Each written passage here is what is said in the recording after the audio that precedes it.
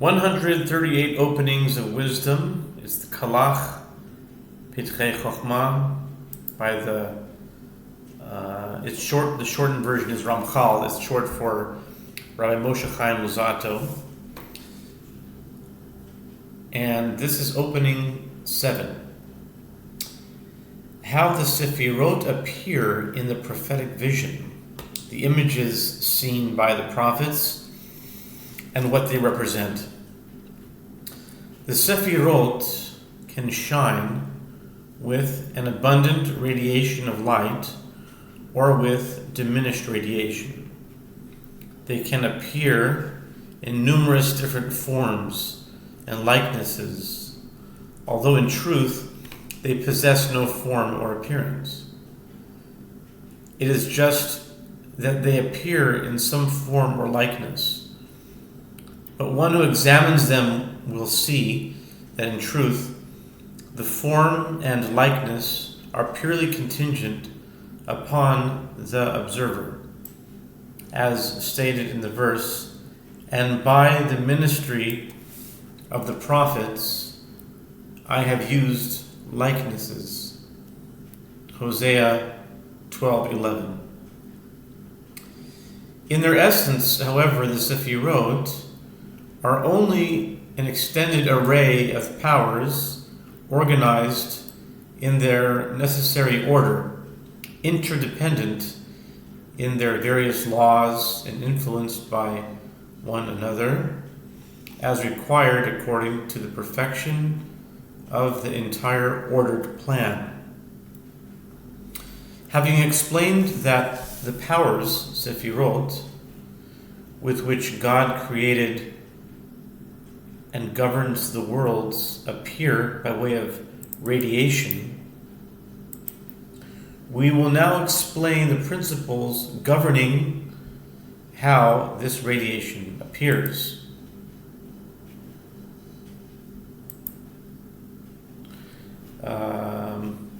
One moment, I just lost the place. Okay.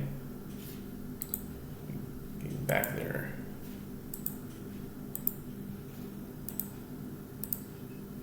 Okay. The proposition consists of 3 parts. Part 1, the Sephirot. This refers to the amount of radiation emitted by the Sephirot. Part 2, they can appear. Just a comment that I noticed after about a week, today is day 7, of reading these openings, I'm noticing that there's a certain style, a certain format that the Ramchal uses. He'll lay forth an idea and then he'll go part 1 and part 2. And I don't know if he always does that or if he does that just in this particular book, but the gematria of chelek, which means part, is 138. And his book is that number exactly, 138 openings of wisdom. So I don't know if that's a kind of a meta feature, like a self-referential kind of thing. But certainly the gematria is the same. So it's called 138 openings of wisdom, and his order, he structures it in parts, and the word for part is equal to 138. So it's kind of a recursive feature there, which I found interesting. The Sephirot, part 1. The Sephirot, this refers to the amount of radiation emitted by the Sephirot. Part 2, they can appear. This refers to the images or likenesses through which they appear. Part 3, but in themselves, this is a general comment on all the images and likenesses through which they appear. Part 1, the Sephirot can shine with an abundant radiation of light or with diminished radiation. What this means is as follows. Since the Supreme Will wanted to display his simple powers by way of light, the revelation may be lesser or greater, since one light may shine only a little, whereas another may shine more powerfully. And this is what we see, Sephirot and Partzufim. As Sephirot, they shine with little light, but as Partsufim, they shine with abundant light. See below, opening 17 on Sephirot and Partsufim. When they shine as Partsufim, more details are revealed. As Sephirot, fewer parts are seen. So too, there are variations in terms of the power and influence on individual Sephirot. Sometimes a Sephirah may shine with little light and little power during the period of exile. This is known as smallness, katnut. Smallness, also childhood. At other times, the Sephirah may shine with great power.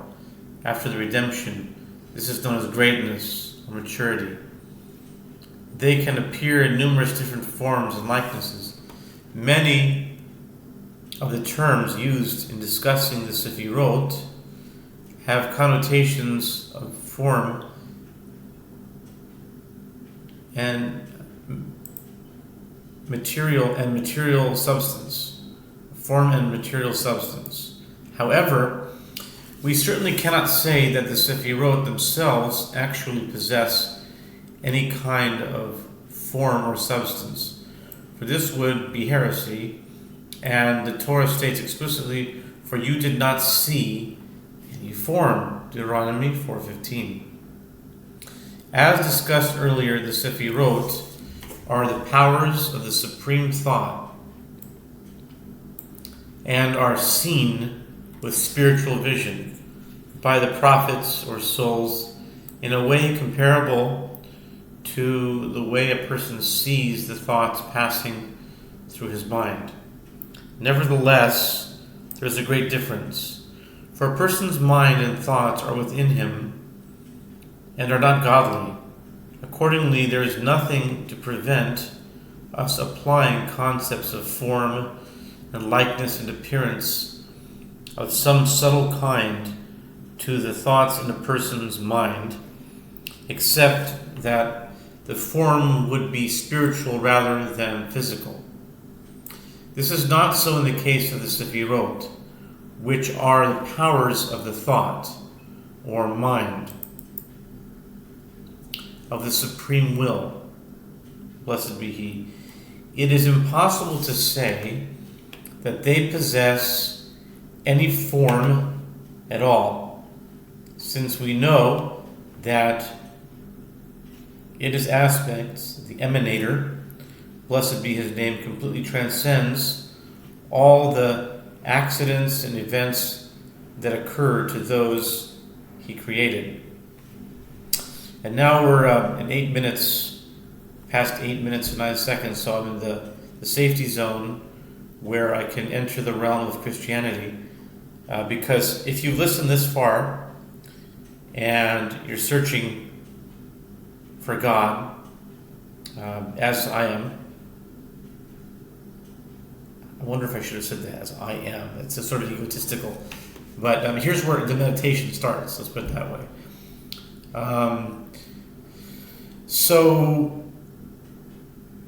When we learn about Messiah, how are we supposed to see the Messiah in relation to what the Ramchal is saying right now? We're talking about the Creator, the supreme will, and a traditional Jewish person who reads this is only him and Hashem. There's nothing else. And I would venture to say, I would sort of dare to say, or just guess to say, that Mashiach is nowhere in conscious view when your typical average Jewish person is learning these things. You're talking about you and Hashem, nothing else, no one else. But when you introduce Mashiach, there's many different ways that people see Mashiach. Some people see Mashiach as a person who's going to come, but however you see, a Christian would see Mashiach as God himself, which is a mind-blowing idea to try to incorporate that. And I see how they're two incompatible. They seem very incompatible thought modes, modes of thought. And so I'm having trouble with that myself, because I find myself, I've grown up in the Orthodox Jewish way of thinking, and I've gone through my Christian phase and came back into Orthodox Judaism, and having a hard time sorting it all out, especially that the Messiah is very hidden and only revealed in the words of the New Testament, the Brit Chadashah. If you read it and you accept that this individual is the Messiah, however you see him. And what I've learned when I first started entering the Christian phase is that it's just a Christian believes that Jesus is God, the Son of God, and He's also God, and the Father is also God, and that they're just together one God. And I thought that was the Christian. By far, that is not true. There are different types of Christians who believe different things about the so-called Son of God. You have Unitarian Christians who believe that Jesus, Yeshua, is the Messiah, but He's not God. And how do you... And there's many verses that can support that. I would agree. I mean, the verses like, to my God and to your God, so God has a God, and the Son doesn't know, but only the Father. So there's many, the Father is greater than I. There's many verses that would suggest, another verse that came to mind is, if I say something of my own accord, that's nothing, but He who sent me is true. So He's giving all power to the Father. Therefore, He's... so then, how does, how are you supposed to see this individual at this point within the words of the Ramchal? It seems almost like a paradox that can't be answered, but let's continue. What's interesting, since I do a lot of studies in English gematria, the word Yeshua, spelled Y-E-S-H-U-A, is 79 in standard English gematria, and the paradox is also 79. So there seems to be something about paradox with this topic. But at any rate, continuing and going back, as discussed earlier, Sephirot. So my thought is that Sephirot might be a good idea to try to approach topics of the New Testament when seeing Mashiach, maybe just as a thought experiment, seeing Mashiach as Sephirot. The Mashiach is Sephirot. When you look at the Eitz HaChaim, the Zeir Anpin, when you look at like Chesed, Gevurah, Tiferet, Netzach, Hod, Yesod, you're looking at the Mashiach. That's my model right now. That's the Mashiach. The Mashiach is Chesed, Keser, Das. That's Mashiach, and that is a non-physical, like Adam Kadmon type of Mashiach, and that information came into a human being who isn't God proper, but he is the Tzaddik Yesod Olam, to which this emanation took form in. That's sort of like what I'm holding right now.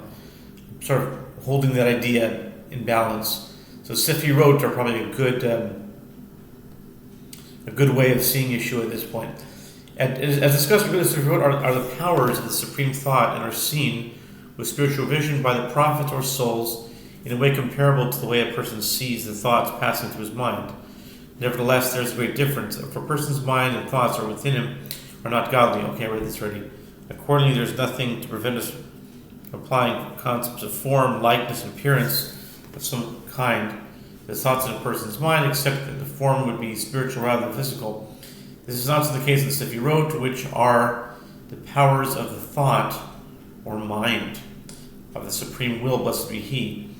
It is impossible to say that they possess any form at all, since we know that all His aspects, the emanator, blessed be His name, completely transcends all the accidents and events that occur to us created. So I would like to talk to a Christian person, and how would they see the emanator?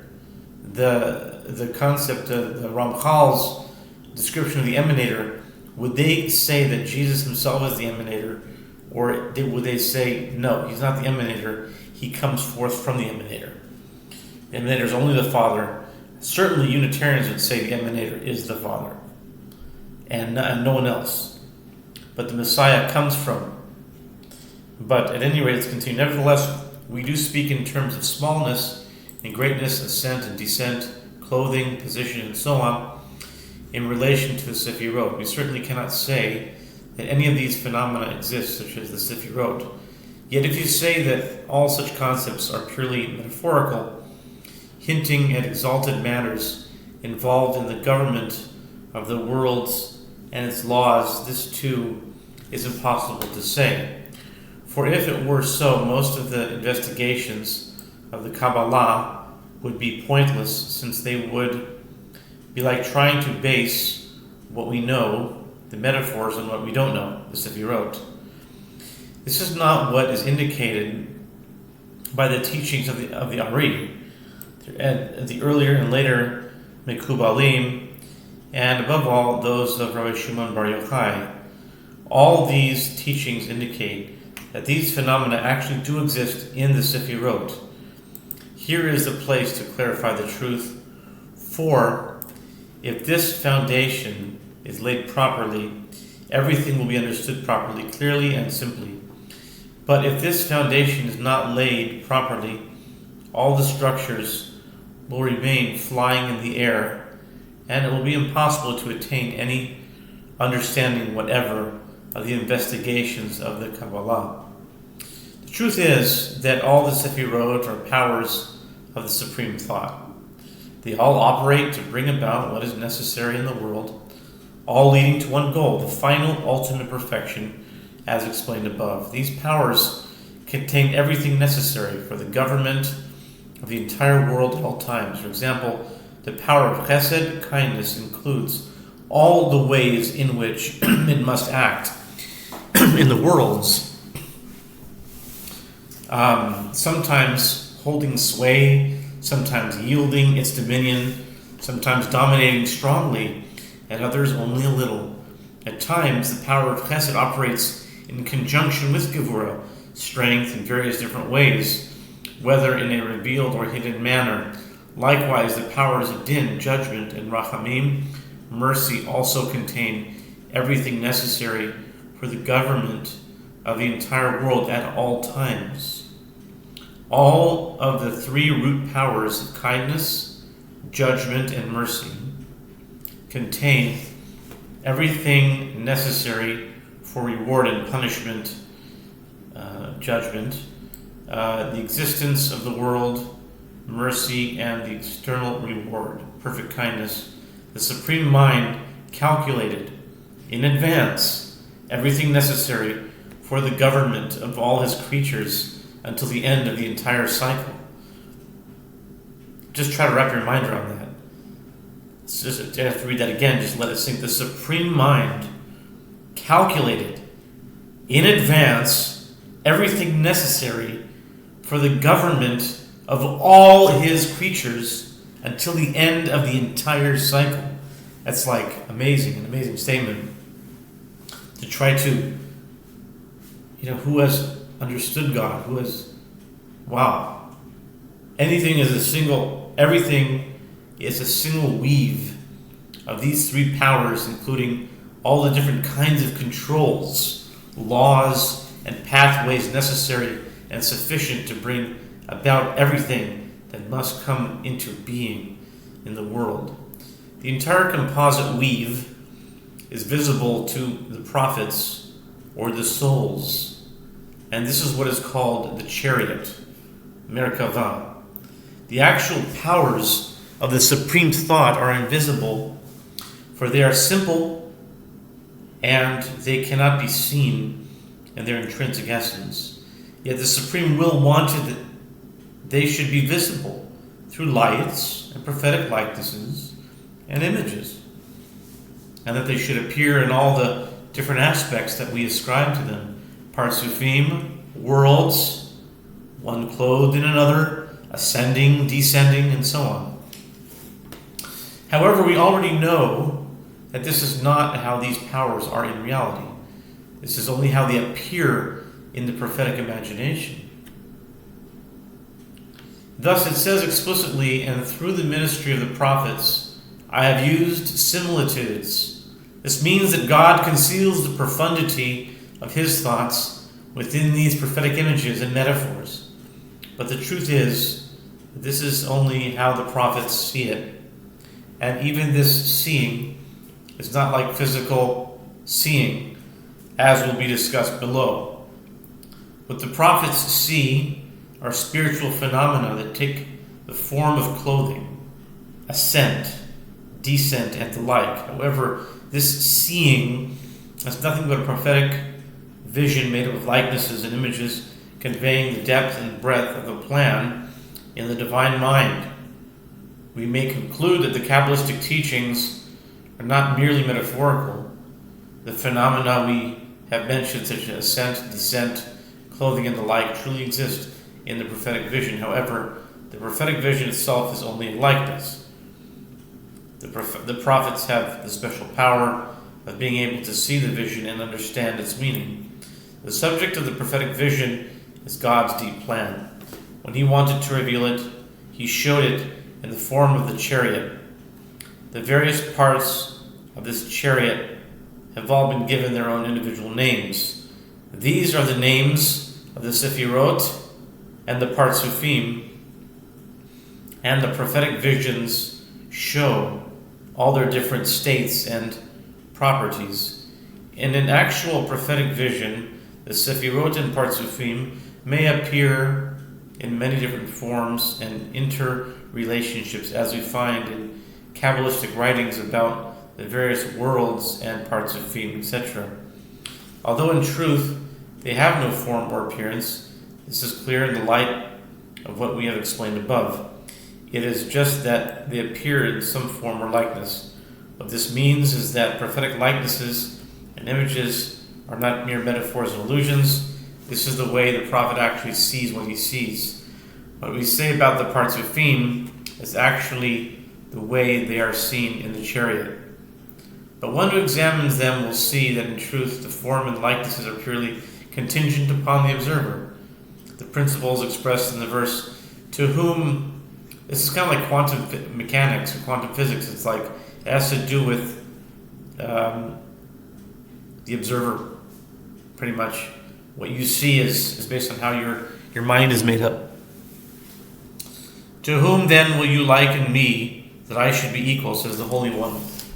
Isaiah 40, verse 5. We had that in last week's of Torah, which is really, I think it's it. What this means is that the prophets are not left with the illusion that this is the way it actually is. God forbid. As I've already said, the prophet sees the vision, likeness, or image and understands the hidden level. When he attains this prophecy, he sees clearly that the picture in his vision is a likeness contingent upon the observer and not an integral aspect of the essence of that which is observed. The prophet himself understands this at the very time of the prophetic vision, as it says, to whom then will you liken God, and what likeness will you compare to him? Isaiah 40:18. Thus Moses warned Israel, and guard your souls very much, for you did not see any image on the day that Hashem your God spoke to you at Horeb from out of the fire. Deuteronomy 5:15. They were warned not to allow what they saw to cause them to err. They were to know that the entire vision was only prophetic as they understood at the time they saw it. Similarly, the rabbi said, since he was revealed to them at the sea as mighty, which is Zeir Anpin, it says equals Zeir Anpin. Maybe that's the gematria. Whereas the giving of the Torah, he appeared in his attribute of kindness. Oh, maybe that's what Arach Anpin is. The verse states, I am Hashem your God, so as not to leave room to say there are two domains. Mechilta, Exodus 20, verse 2. two Rishuyot. Okay, now this also comes into Christianity. Where is the Mashiach in this equation? When Hashem says, I am Hashem your God, is that Mashiach talking? Is Mashiach talking together with Hashem? Was Mashiach not there? That's my question. I don't know.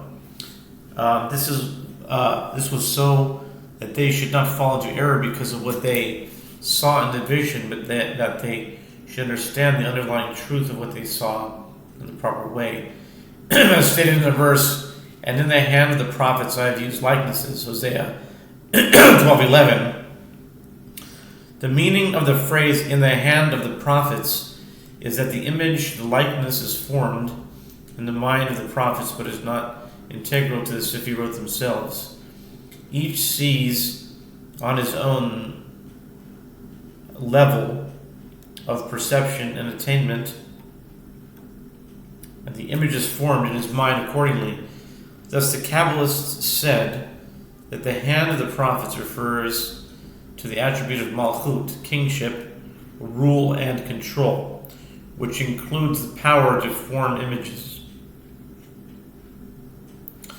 In their essence, however, the Sefirot are only extended array of powers.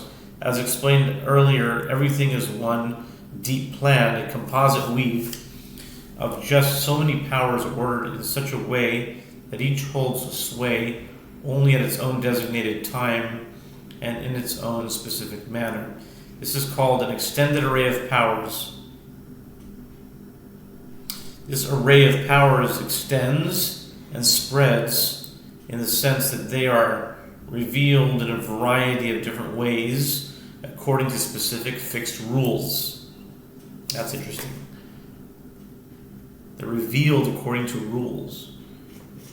They are organized in their necessary order.